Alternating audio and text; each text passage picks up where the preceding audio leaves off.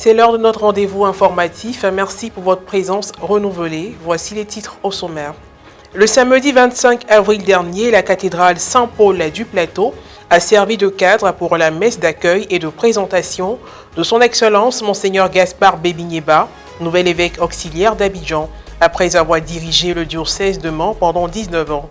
La fraternité des évêques catholiques ivoiriens, l'enthousiasme du clergé diocésain, la présence de personnalités et de nombreux fidèles, ainsi que des gestes concrets ont marqué cette journée.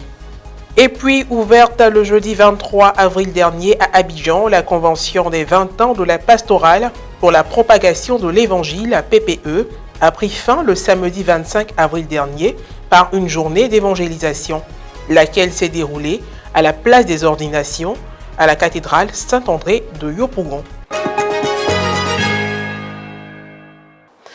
Le samedi 25 avril dernier, son Excellence Monseigneur Gaspard Bébi-Nyeba, nouvel évêque auxiliaire d'Abidjan, a été accueilli et officiellement présenté à l'église Famille de Dieu. La messe solennelle a été célébrée à la cathédrale Saint-Paul d'Abidjan Plateau sous la présidence du nonce apostolique en Côte d'Ivoire, Monseigneur Mauricio Rueda-Bels, en présence des cardinaux Dogbo Ignace Bessi et Jean-Pierre Coutouan, respectivement actuel archevêque et émérite d'Abidjan, ainsi qu'en présence des autres évêques catholiques de Côte d'Ivoire, le compte-rendu de Jean-Jacques Adadé.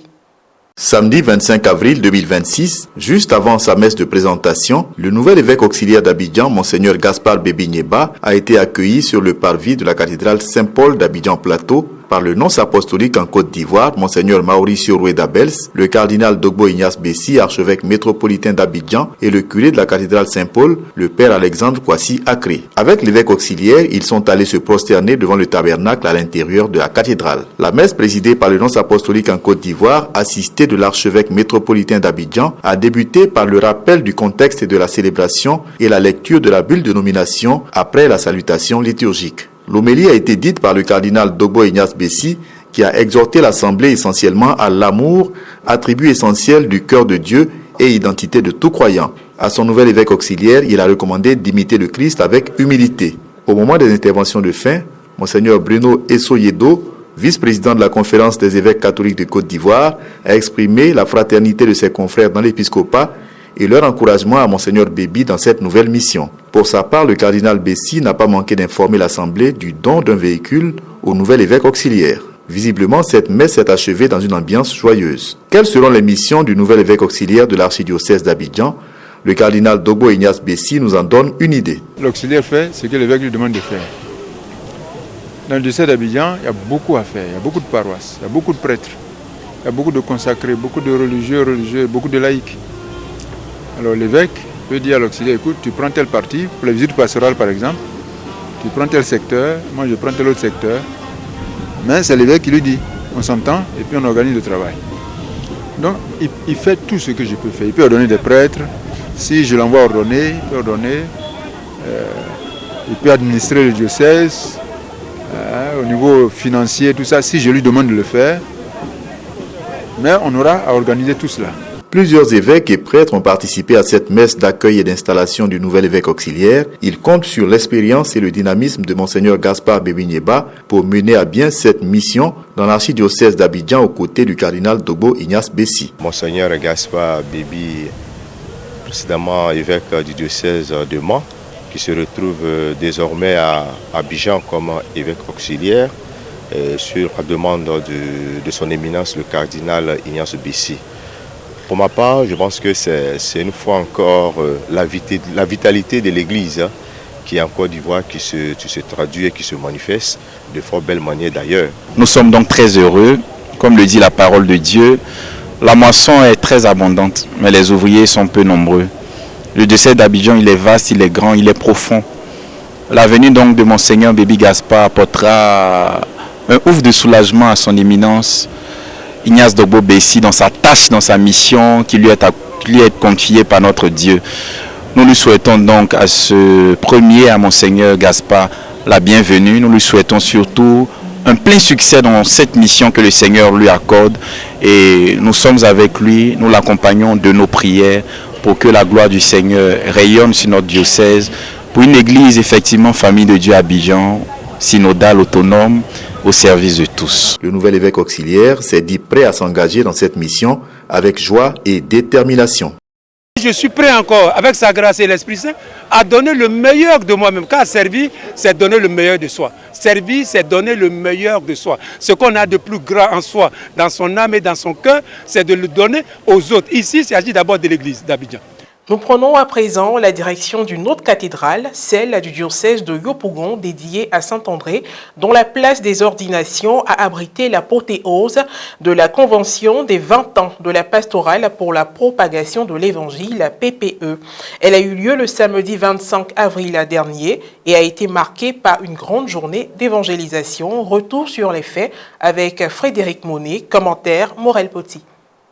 Durant 3 jours d'affilée, la pastorale pour la propagation de l'évangile PPE a tenu la convention de ses 20 ans d'existence à la cathédrale Saint-André de Yopougon. Le samedi 26 avril 2026, jour de l'apothéose de cette grande rencontre, a été consacré à l'évangélisation organisée à la place des ordinations, au cours de laquelle le peuple a été entretenu sur le thème « Le pardon, la réconciliation et la responsabilité chrétienne ». On a parlé du pardon, on a parlé aussi de la vérité et de la réconciliation.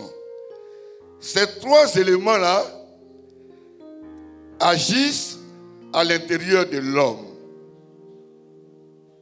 avant d'impacter la nation. Parce que c'est individuellement. Si je ne suis pas capable de pardonner, mais je n'encouragerai personne à pardonner. Le premier responsable de la PPE a également donné un enseignement portant sur le rôle des chrétiens dans la transformation morale et sociale du pays. À cette occasion, il a dépeint l'implication de certains chrétiens dans des mauvaises pratiques. Vous êtes la lumière du monde. La lumière, nous savons ce qu'elle fait. Jamais on a vu que la lumière apparaît quelque part et puis les ténèbres résistent. C'est pas possible. Ça veut dire quoi? Les ténèbres, c'est tout ce que l'homme fait, tout ce que l'ennemi fait au travers de l'homme, qui empêche le rayonnement de l'évangile. Quand nous nous retrouvons dans des entreprises, tu es étonné de voir certaines personnes réagir. Quand tu vas aux impôts, ceux-mêmes qui sont en train de nous voler, ils sont catholiques, une grosse croix avec la statue de la Vierge Marie. Quand je vois ça, je suis fâché. Quand il y a corruption, on va citer un chrétien. Cette journée d'évangélisation a aussi été meublée par des temps d'intercession et de louanges. J'ai apprécié tous les thèmes qui nous sont donnés, surtout les thèmes sur la famille. Et en tant que parent, franchement, j'ai tiré beaucoup de leçons là-dedans et que je vais aller transmettre à mes enfants et des enfants autour de moi. Se réinventer pour répondre aux besoins de notre temps, le thème de cette convention des 20 ans de la pastorale pour la propagation de l'évangile entend répondre aux préoccupations de la dite pastorale. Après 20 ans, on est amené à se poser la question suivante.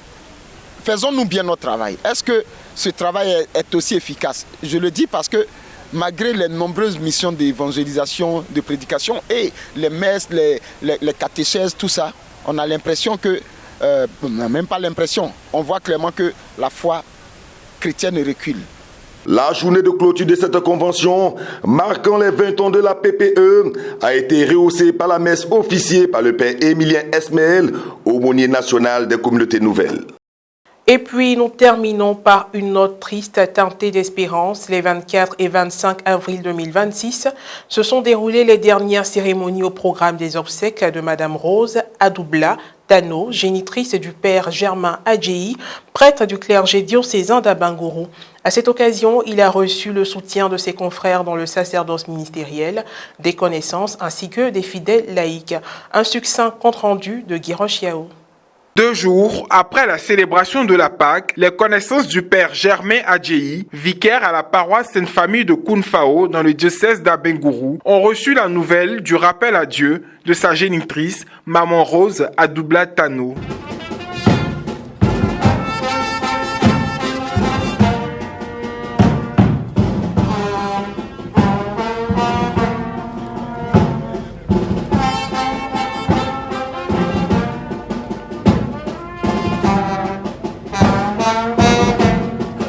Depuis cette annonce, clercs, religieuses comme laïcs n'ont cessé de lui apporter leur soutien. Encore plus lors des obsèques, à travers leur mobilisation autour de lui.